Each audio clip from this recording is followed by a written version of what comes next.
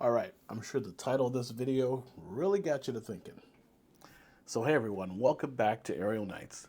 Today we're diving deep into an issue that's been plaguing many aerial imaging enthusiasts and professionals: the limitations imposed by DJI on the Air 3 model for photogrammetry work. I think it's an important topic, so let's get right into it.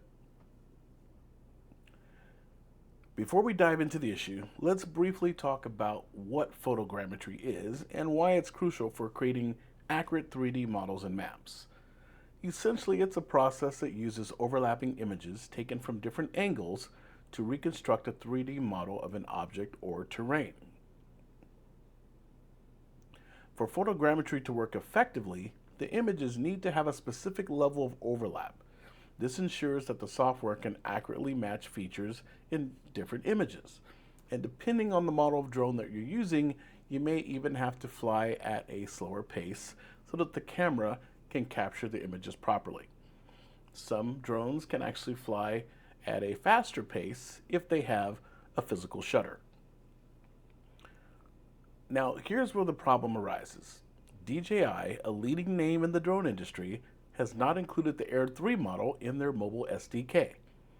This means that third-party apps, which are crucial for photogrammetry work, simply won't function properly with this drone. The even more disturbing issue is that the Air 3's predecessor, the Air 2S, does have this functionality. Now, new pilots getting into the business may have done their research on what drone to buy, but they may have missed this important piece of knowledge before placing their order. I'm one of them. Now, don't get me wrong, I still love the Air 3 and I plan to use it for all kinds of cool things, but it does kind of suck that I cannot use it for photogrammetry work. At least not now.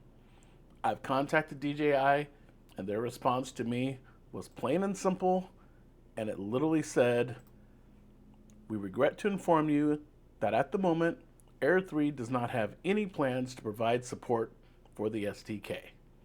Kind regards." So, there you have it. This decision has left many of us frustrated, as it directly hampers our ability to capture images with the necessary overlap for effective photogrammetry. Now, to give you a real-world perspective, I've spoken with some professionals in the field who rely on photogrammetry for various applications. They voiced their disappointment with DJI's decision, as it limits their options and forces them to look for alternatives. So it's time for us, the community, to let DJI know that we're not okay with this. We need to advocate for inclusion, transparency, and support for all their products, not just some of the models. I've included a link to a petition that I've set up online. It's in the description below. I'd appreciate if you would go click on that link and sign it. And once we get, I don't know, maybe 1 to 200 people accepting it, then we'll send it over to DJI and see if we can get them to change their mind. But please remember, there are pieces of software out there that have been set up to allow us to, do photogrammetry work. We've got Drone Deploy, we've got GeoNator, Pix4D, and there's others out there. And we really need DJI to look into this and get it done. All right, so anyway, that's all for today, folks. Thanks for joining me and shedding light on this important issue. Let's work together to ensure that DJI listens to its users and provides necessary support for photogrammetry work for the Air 3. Like, subscribe, do all that cool YouTube stuff that you need to do on all your videos that you watch. We appreciate it. We'll be back soon with some more awesome videos.